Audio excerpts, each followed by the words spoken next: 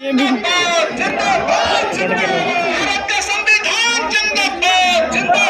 जिंदाबाद। आइए हम लोग इस देश में दलितों की सबसे बड़ी आवाज डॉक्टर उदित राज जी को सुनते हैं। परिसंघ के राष्ट्रीय अध्यक्ष डॉक्टर उदित राज।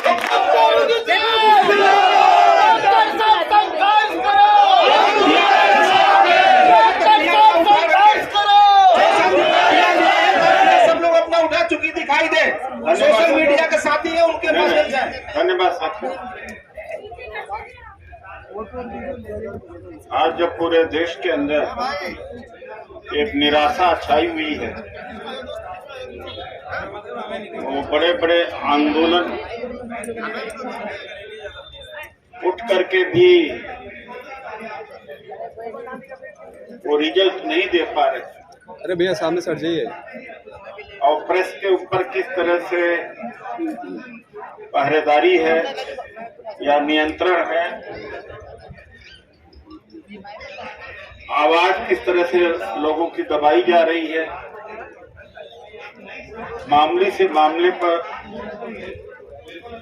देशद्रोही कानून थोप दिया जा रहा है। ऐसी परिस्थिति में आप नेता लोग यहाँ पर इकट्ठा हुए। मैं पहली ऐसी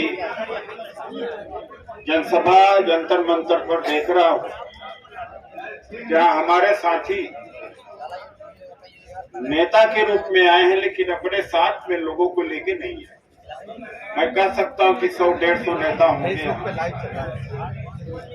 कोई अकेले आए, कोई एक के साथ, दो के साथ आए। इसलिए मैं कह सकता हूँ कि जनता अभी उदासीन है, जनता में निराशा है। उसको जगाने का काम हम सब लोगों को करने की चुनौती है।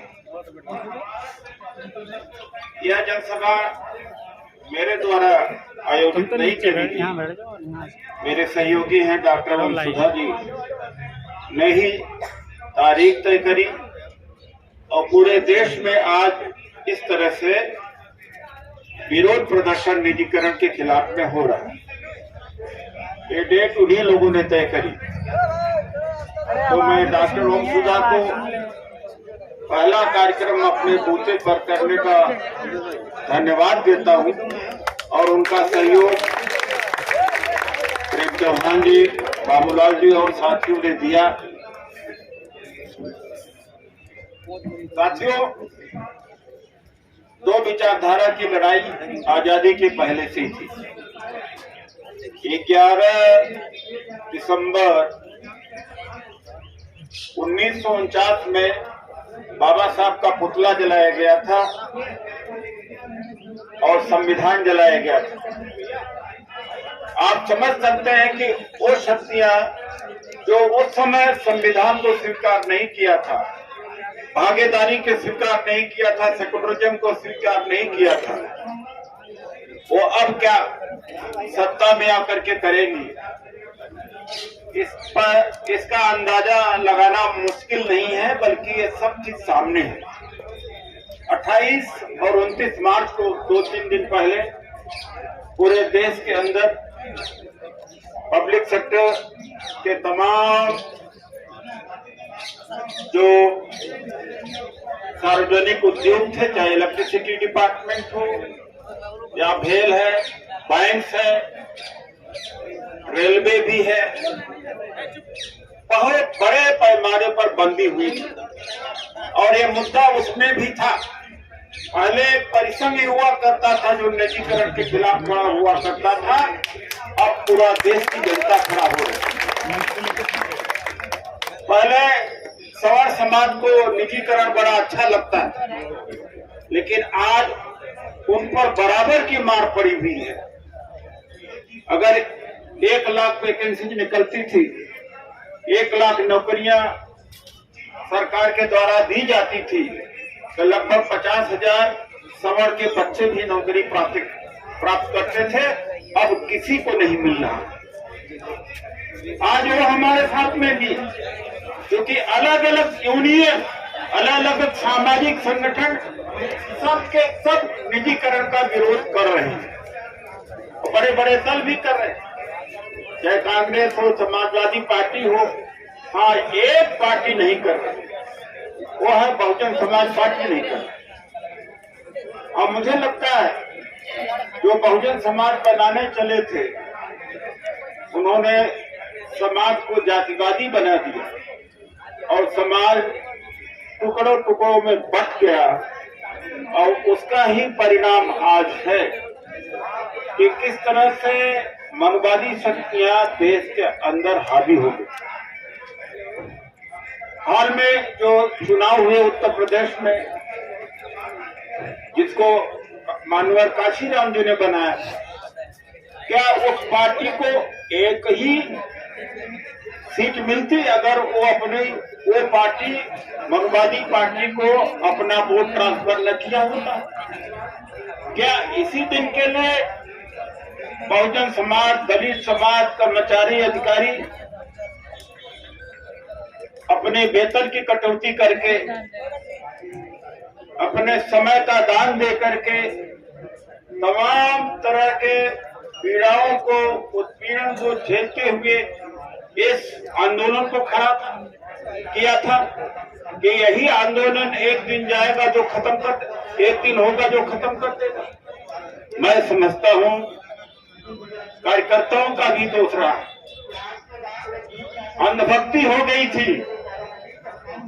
मैं 20-22 साल से इतना ज्यादा पीड़ा झेला, हमारे साथियों ने पीड़ा झेला है पूरे देश के अंदर। जब हम आरक्षण बचाने की बात करते, निजी क्षेत्र में आरक्षण की बात करते, जाति निषेध की बात करते, तो कहा जाता था कि कांग्रेस का चमचा है, कभी कहा जाता था बीजेपी का चमचा है। और कितने ज्यादा प्रहार हमारे ऊपर हुआ करते थे। लाख समझाने के बावजूद में वो समझे नहीं और अंधभक्त बने रहे। और उसी अंधभक्ति का परिणाम यह है कि नौकरी खत्म। आज 44 विश्वविद्यालय हैं, एक में भी वाइस चांसलर दलित, पिछड़ा नहीं है, मुस्लिम नहीं है। हम भारत के संविधान के वजह से आज है, धर्म को मानना न मानना यह व्यक्तिगत अधिकार है, स्वतंत्रता है। लेकिन क्या हमें धर्म ने एमएलए कभी बनाया? क्या एमपी हमें कभी बनाया था? मिनिस्टर बनाया था? मुख्यमंत्री बनाया? डॉक्टर, इंजीनियर बनाया था? अगर बनाया हो तो बताइए, बनाया था? नहीं बनाया था। बनाया था? नहीं बनाया था। किसने बनाया? संविधान ने बनाया।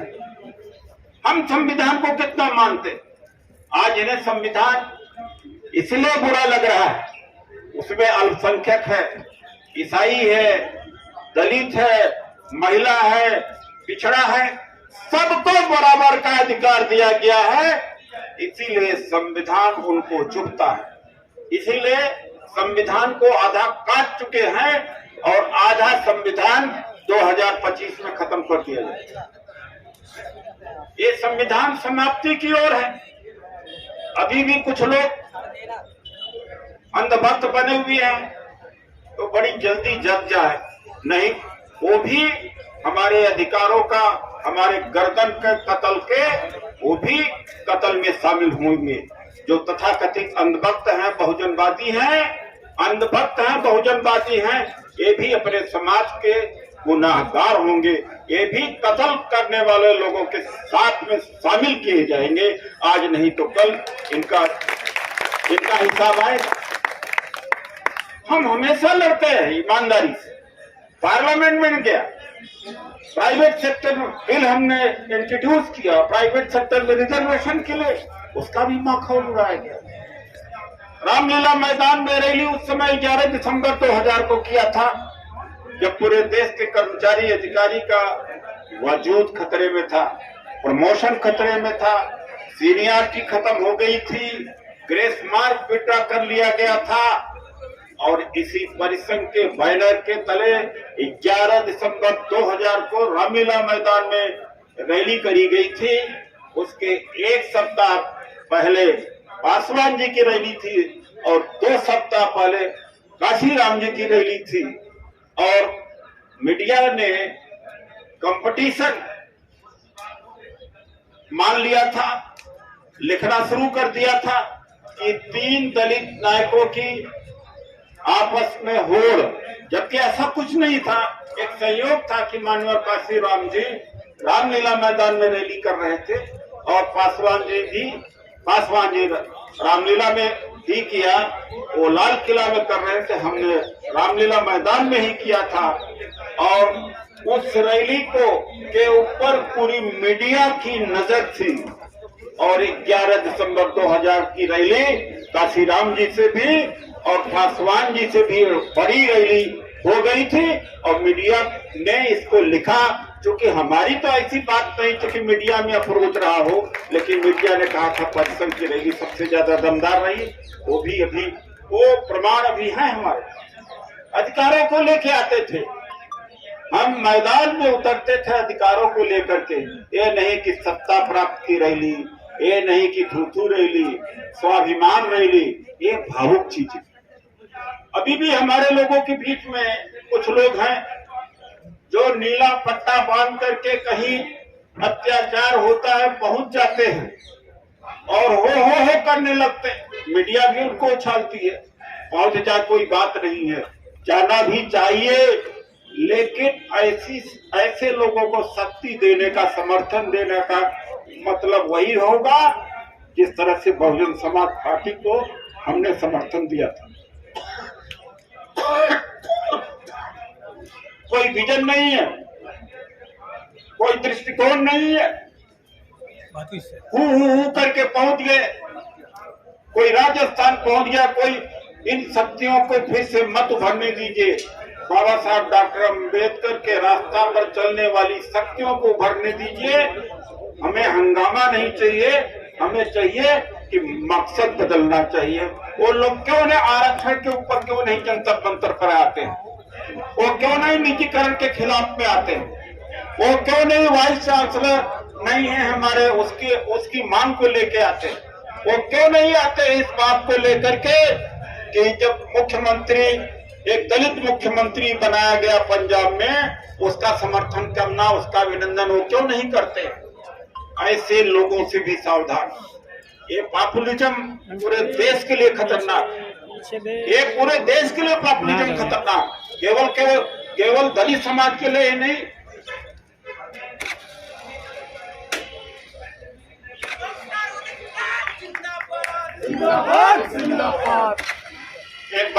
एक कहावत के साथ मैं अपनी बात को समाप्त करूंगा।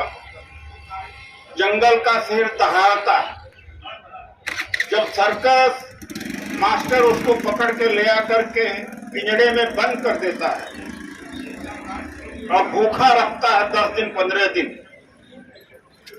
उसके बाद में जब रिंग मास्टर उसको मांस का टुकड़ा फेंकता है, वही से धीरे धीरे दुम हिलाने लगता है, वो पालतू हो जाता है।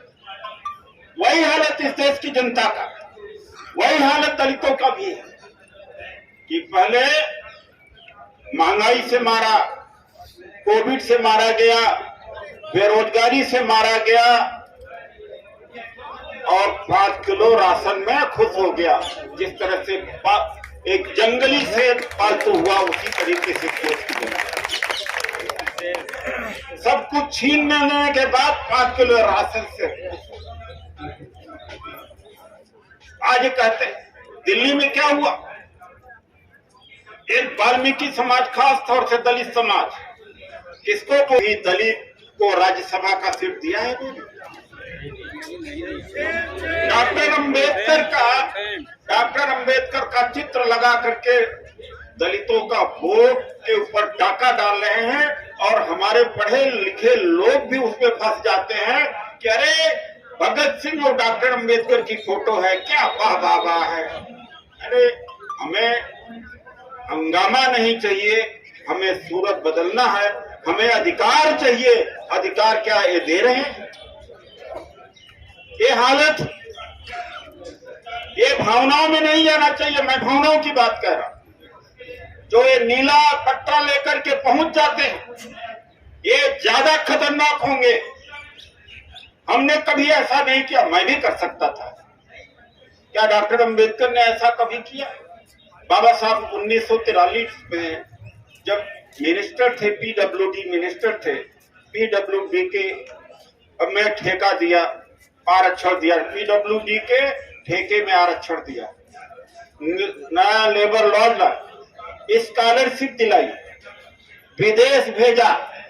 उन्होंने कोई हंगामा किया? इस तरह कोई भावनाओं का शोषण किया, जाति का शोषण किया कि मैं कुम्हारी हूं, तुम्हारी हूं, चमारी हूं, लो उसका रिजल्ट आ गया।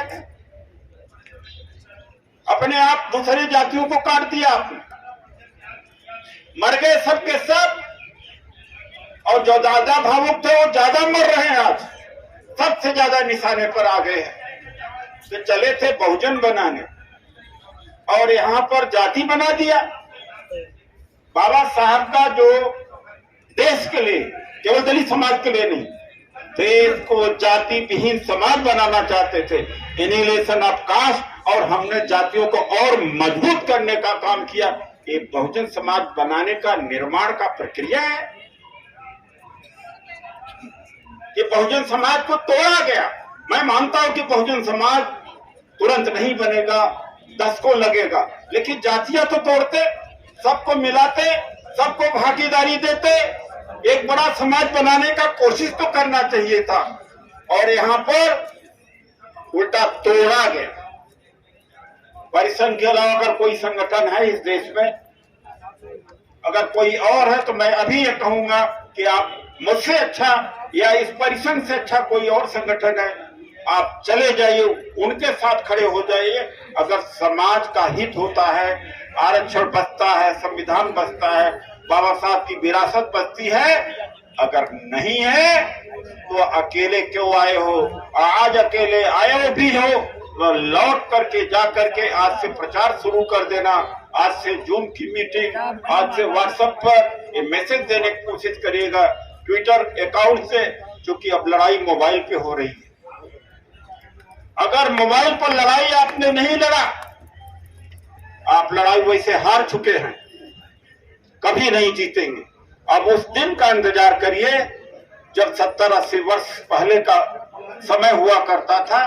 अब आपकी हालत वो करी जाएगी, ऐसे आपके कत्ल किए जाएंगे, ऐसे अत्याचार किया जाएगा और किस तरह से शासन प्रशासन से निकाल कर फेंक दिया जाएगा, इसका अंदाजा कुछ तो लग गया है, लेकिन आगे का अंदाजा आप सोच भी नहीं सकते हैं। वो हम लोग सोच रहे हैं, चूंकि अंदर के भी। मैं सत्ता पक्ष में, मैं भारतीय जनता पार्टी में गया, 400 लगभग 500 मेरे पीछे थे। 500 में से 400 भाषण ऐसे होंगे जो सत्ता के खिलाफ थे।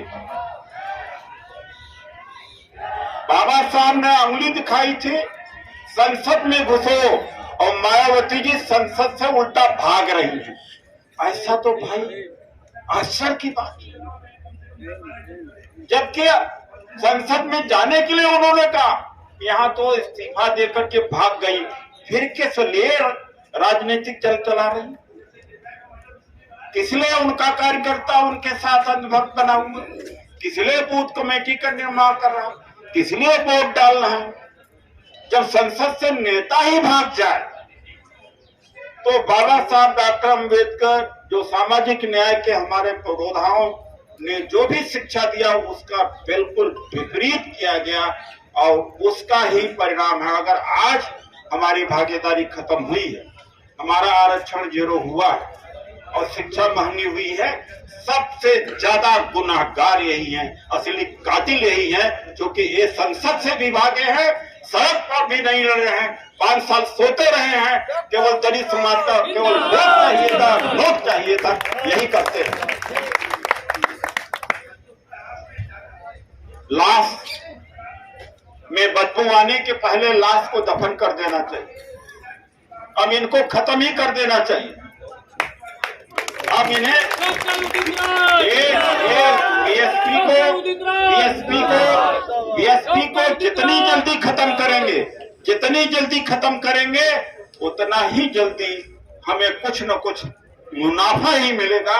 इस शक्ति को खड़ा करने से कोई फायदा नहीं। एक फायदा हुआ, कोई जातिवादी भावना से तृप्त हो तो मैं नहीं कह सकता, क्या उसे प्रेम, बेटों से प्रेम नहीं, बेटी से प्रेम नहीं, स्वाभिमान से प्रेम नहीं? अगर जाति प्रेम से अधिकार प्रेम बड़ा है तो मैं नहीं कहता। मैं उपजाति को नहीं मानता हूं, नहीं मानता हूं, नहीं मानता हूं, न मानूंगा, चाहे मैं असफल हो जाऊं, चाहे कुछ न रह जाऊं। हमारे यहाँ कोई जाति नहीं करती। ये तथाकथित जो ये मिशन चला रहे, कुछ जो कर्मचारी लोग हम मिशन चलाते हैं, क्या करते हैं? एक बहुत भावनात्मक उत्तेजक गाली ब्राह्मणवाद को देते हैं, मनुवाद को देते हैं, कहते हैं इनको निकाल के फेंक दो। अरे नालायकों, तुम्हारे हाथ से सब निकल गया, अभी भी तुम केवल गाली और आलोचना तक हो, बंद कमरों में हो और चंदा इकट्ठा करने का काम कर रहे हो। अभी तक उन्होंने किया क्या है? और झूठ बोलने का काम करते हैं। उन लोगों से बचने की कोशिश करिए। आज भी उनको देखिए, मैं यह कहना नहीं चाहता हूं, जो नंबर 1 दुश्मन की पार्टी है, जो आरक्षण खत्म कर रही है, उनको गाली बाद में देते हैं, पहले गाली उसको देते हैं जो हमें कुछ दिया है। ये क्या दर्शाता है? या एजेंट हैं, या गाली गलौज की भाषा, उत्तेजक भाषा का इस्तेमाल करके अपने साथ में रोकना चाहते हैं। जिस तरह से मुसलमानों को दिखा के हिंदुओं को इकट्ठा किया गया, बर्बाद तो हिंदू हुए, मुसलमान की क्या बर्बादी हुई? मैं तो नहीं समझता हूँ ज्यादा बर्बादी हुई। डरवा जरूर दिया गया, दूसरे दर्जे का नागरिक जरूर बना दिया गया, लेकिन नौकरी हिंदुओं की गई। 60 लाख अगर इस देश के अंदर उद्योग धंधे बंद हुए तो हिंदुओं के बंद हुए। बेरोजगार अगर बच्चे हैं तो हिंदुओं के हुए। लेकिन मुसलमान को दिखा के हिंदुओं को एक तो कर लिया, लेकिन उसका नुकसान हिंदू समाज को भी उठाना पड़ा। वही हालत कुछ यहाँ भी। गाली देकर तिलक तराजू और तलवार मारो जूते चार, ये भावनात्मक बातें हैं, लोगों को अच्छा लगती और लोग इकट्ठा हो गए। लेकिन क्या इससे आपको नौकरी मिल गई? कोई कानून आपके पक्ष में बन गया? यह आपको भागीदारी मिल गई? या आपको शिक्षा मिल गया? कि आपकी आपस में भाईचारा बढ़ गया? जातिवाद खत्म हुआ? मिला क्या? उसी तरीके से देश को क्या मिला? मुसलमानों के खिलाफ जहर उगल उगल करके एक बड़ी संख्या में लोगों को इकट्ठा किया। आम जनता को क्या मिला? आज ही अखबार में मैंने पढ़ा कि दुनिया में मस्क, बेजोस और वारन बुफेट, बिल गेट्स, सबसे दुनिया में किसी भी खरबपति की तुलना में सबसे ज्यादा पूंजी की वृद्धि भारत के पूंजीपतियों को हुई है। ये मिला है, ये मिला है। तो जनता को नेता इस तरह से फंसाता है।